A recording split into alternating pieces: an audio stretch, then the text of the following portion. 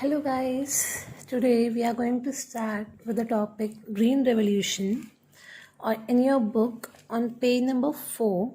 From this paragraph you have seen that increasing production from the same land in multiple cropping. Clear? We talked about the multiple cropping in our last video and I hope you guys are not having any kind of doubt regarding multiple cropping. Clear? So now what is another way so that we can able to grow more and more crops over here? So this is our green revolution. Clear? So now what is green revolution? Basically in 1965, clear, in 1965 our agriculture start converting into the industrial sectors, like how we basically start using agricultural products as an industrial raw material.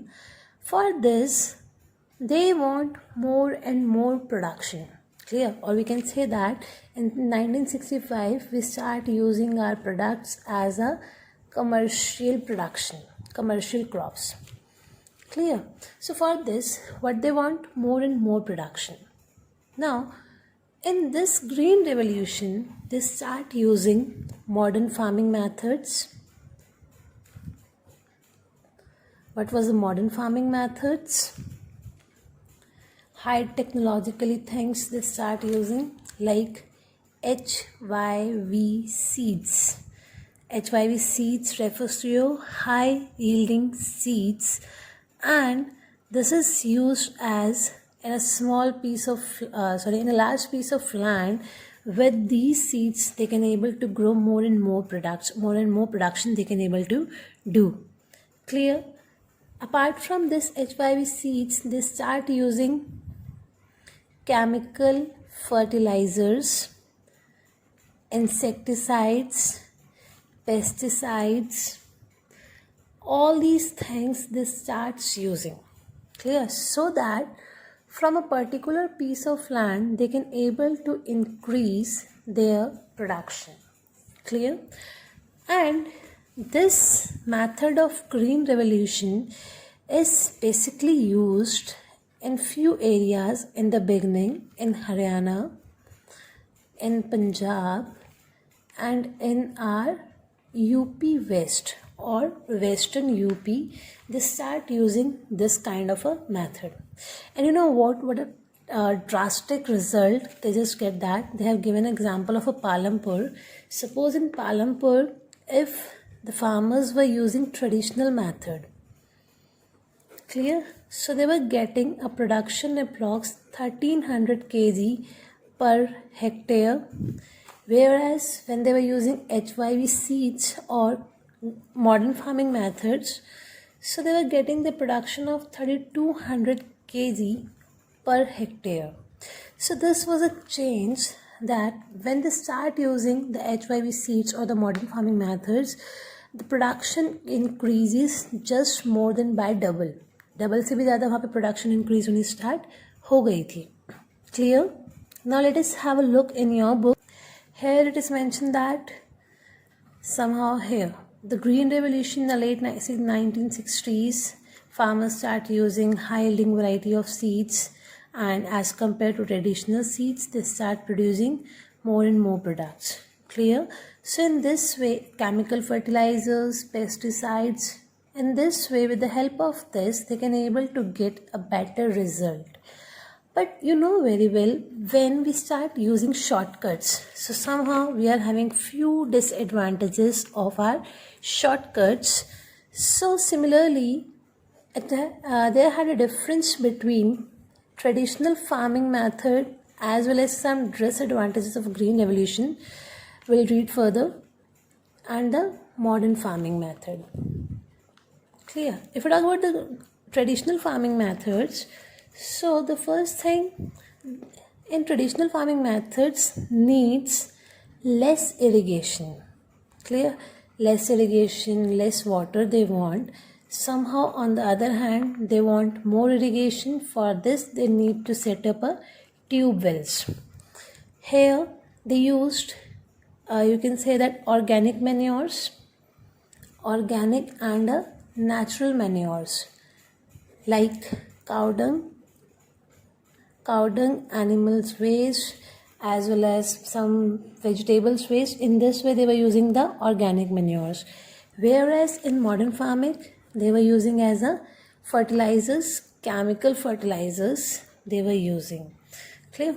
Up now they are using organic manures, less irrigations were there, seeds were there only, no special seeds. So in this way no outside purchasing, उन्हें बाहर से कोई चीज़ खरीदने की need नहीं पड़ती थी.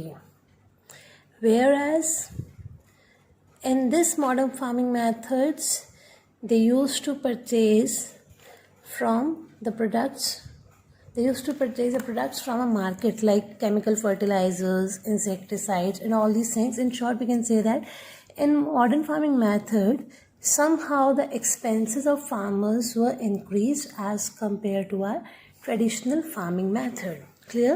So this is all about the green revolution. Now the question arises, here is the question, will the land sustain? Now what is the meaning of this question? Will the land sustain?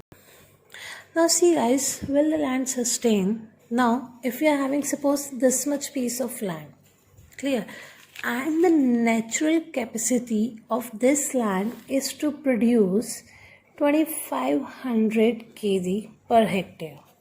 Clear? But हम इंसान हैं, लालची हैं, हमें लग रहा है चलो भाई कहीं से फ़ायदा हो रहा है तो हो जाए. We start using our modern farming methods और हमने इसे ज़बरदस्ती यहाँ से 3500 kg, sorry this is a kg per hectare, हमने यहाँ से क्या करा 3500 kg पर हेक्टेयर हमने लेना स्टार्ट कर दिया. सो क्या हुआ, according to own capacity they start producing more and more products. Clear? So due to which the actual and the natural capacity of that land start reducing. Clear? On the other hand, here I mentioned that tube wells they were using. In the tube wells, they want more and more water for the irrigation. So somehow because of this green revolution, the water level also starts decreasing. Chemical fertilizers starts degrading or destroying the land. Clear? So if green revolution is providing us some benefits, so it has some demerits also. Now let us have a look on this. You can give it as a heading, demerits or disadvantages of a green revolution. Now green revolution की वजह से हमारे पास क्या हो रहा है, loss of soil fertility. Why? Because we start using more and more chemical fertilizers. Clear? When we start using chemical fertilizers, so the own fertility of our land start decreasing. And when we start using tube well for the irrigation, so the groundwater also start decreasing over there. Soil fertility decreases, groundwater decreases. Clear?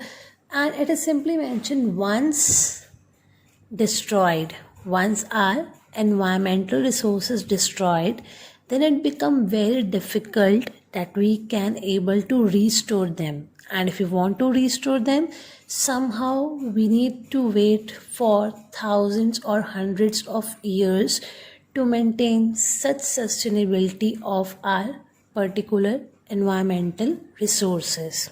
Clear? Any doubt in this? Then you can ping me. Now guys, the next topic is how is land distributed between the farmers of a Palampur. Clear? Let us come back to the starting of our video or the starting of our chapter where we read about the total number of families we were having is 450 families. Clear? Out of which 60 families were rich, 150 families were landless or the extreme poor one, then rest 240 families were 240 families were middle families. Clear? So these rich families were having land from 2 hectare to 10 hectares. That means those who are having 10 hectare piece of land considered as the ultra rich, and they are the landless, so 0 hectares इनके पास कुछ भी नहीं है. The next 240 middle class families which were having, they were having the land but less than 2 hectares. Clear? So in this way, the land is distributed in the village PALAMPUR. As you can see that rich people, they cannot able to cultivate the whole land by themselves. So they start giving employment opportunities to the landless laborers. These landless laborers used to work on the piece of land of the rich landlords, and in return they get the salary or wages. Apart from wages, sometimes they get some time meals. Clear? Either 2-time meal, 1-time meal, or 3-time meal.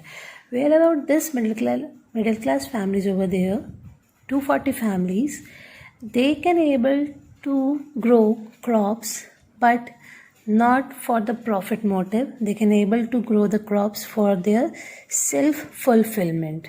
Clear? Or for their self-consumption. So this is the way how the land is distributed in village PALAMPUR. Clear? That's all for today. In our next video, I will complete the chapter and I will give you some questions, important questions over there. So till then, bye-bye, take care, and guys, listen to me, understand one thing very carefully. The motive of these videos only fulfilled when you guys are going to do a reading from the books, unless these videos are having no meaning.